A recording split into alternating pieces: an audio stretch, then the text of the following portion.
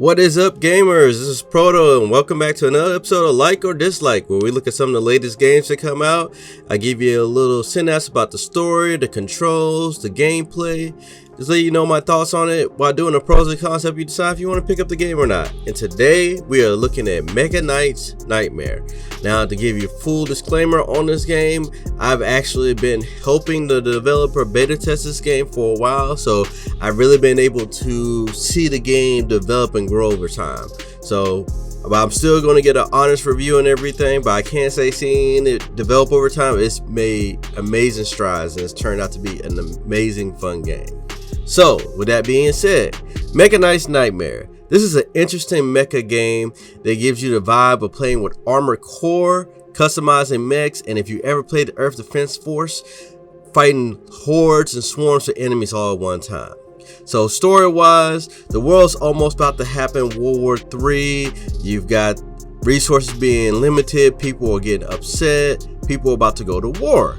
And then out of nowhere, these monsters just start appearing. They start appearing out of Russia and they start spreading everywhere. So now it's a fight for survival and humanity. Now you play as this character named Ethan. He's part of Echo Team, and they have to help fight against the horde, what they call the Reds, from spreading. Now they fight them using mechs, and that's the premise of the game. Now as you play this game, you get to customize your mech with parts that you find from enemies that you take down, from parts that you find around in the world picking up. You get to upgrade it using cash that you collect, completing missions, and it's very interesting. The detail of you being able to customize this mech is amazing. You have a variety of weapons, a variety of equipment that you can use to put on your mech. You can use the money to upgrade it. You can upgrade armor, your movement, your accuracy, your ability to have different equipment on it. It gives a very deep RPG element on it. And like I said, even with the mech, you have stats on everything from your HP to your mass, how much you can carry, your distance of weapons you can use, and they all play part of the different playstyle you want. If you want to be a heavy tank person, you can do that. You can have weapons that feel like you have weapons of mass destruction on your shoulders. If you want to be nimble and fast, you have parts that allow you to do that. And then when it comes to the weapons, you have a great variety. You have everywhere from rifles to shotguns to Gatling guns, missile launchers, rocket launchers, rail cannons, energy weapons, beam weapons, and it really plays into your playstyle. However you want to play, that's how you want to play, and that gives you a lot of replay value. So campaign wise, you have 20 missions that you go through, and they all range from different type of missions, from protecting forces, gathering resources, gathering intel, holding the line, fighting off monsters, and you even have boss level type monsters that you'll deal with occasionally. You'll be fighting them everywhere from on ships to on the ground, fighting against the beaches, and it gives you a lot of good variety. Now, one thing the developer did is nearly every mission you're fighting a new type of enemy along with the other types. So you got to figure out how this new type of enemy fights, how it works with all the other enemies. And that helps in with you designing your mech and your loadouts, because sometimes you can't go with the same loadout for every mission. You got to switch it up. Sometimes you're going to be fighting more of a distance, so you want more long range weapons. Sometimes you're going to be fighting in the cities. You're going to be urban, up close, going between buildings, so you'll want to run with shotguns and close-up weapons, and that really plays into the playstyle. Now, along past the campaign, you have raid missions where you can literally just fight till you survive. You're going to last as long as you can. You'll be dealing with raid bosses from time to time, and the whole point is to gather as much resources as you can, grab as much equipment as you can, and to evac out when you can. And the risks and rewards are very high. The longer you stay, the better the rewards, the better the money, the better the gear. But the longer you stay, the enemies get stronger and want to try to take you out. So keep that in mind. And that's And with that being said, the graphics of the game, this is an amazing looking game. Every time I play it, every time I look at it, I get that Armored Core theme. Seeing your mech walk, hitting it boost, watching it stray back and forth, and the weapons you can use. If you're a fan of mecha games, you'll definitely like it. The controls are very smooth, graphics are very nice, and as you guys see, all this gameplay is coming from PC. It's a very enjoyable game. Now, I have to mention that the base controls are for mouse and keyboard, but you can set it up on Steam to play with a controller. I did talk to the developer. The developer said he may look into it. It would take more time to do. But for right now, if you don't want to play a keyboard and mouse, there is a way to set it up through using Steam. So keep that in mind. So that's pretty much the premise of the game. So with that being said, let's jump into the pros versus the cons.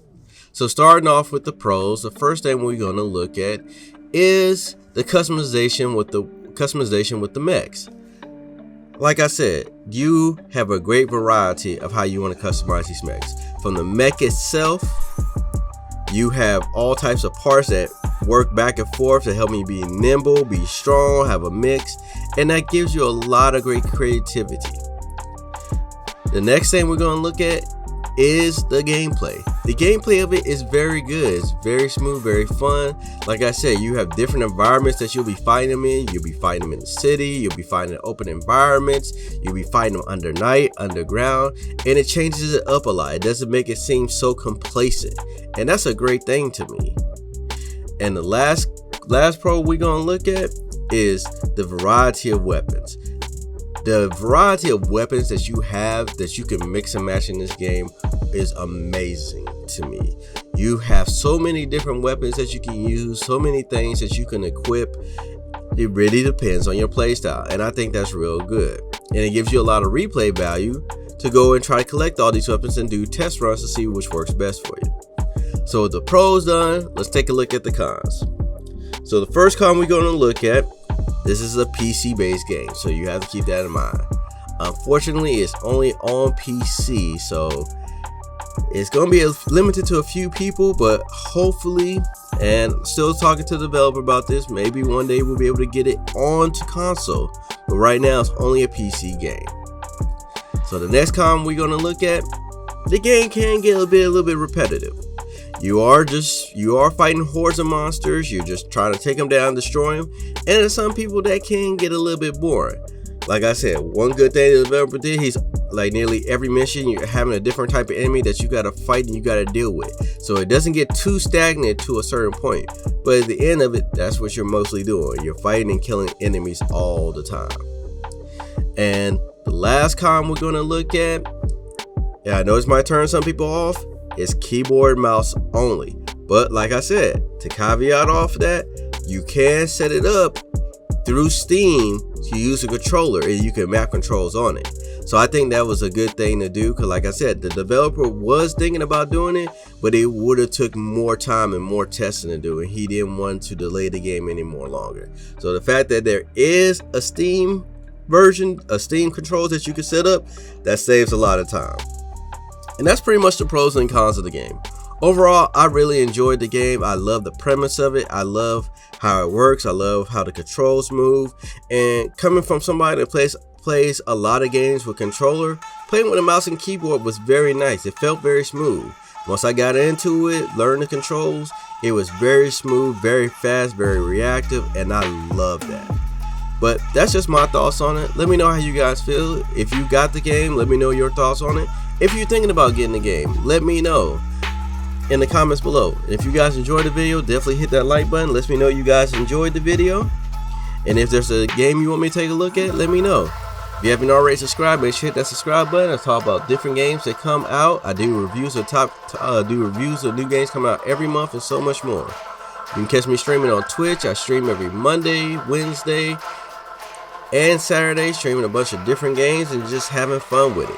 And you guys can catch me on my social media. Catch me on Twitter, Facebook, Instagram if you want to reach out to me. I love talking about gaming, so don't be afraid to hit me up. This is Proto. I'll catch you guys in the next video.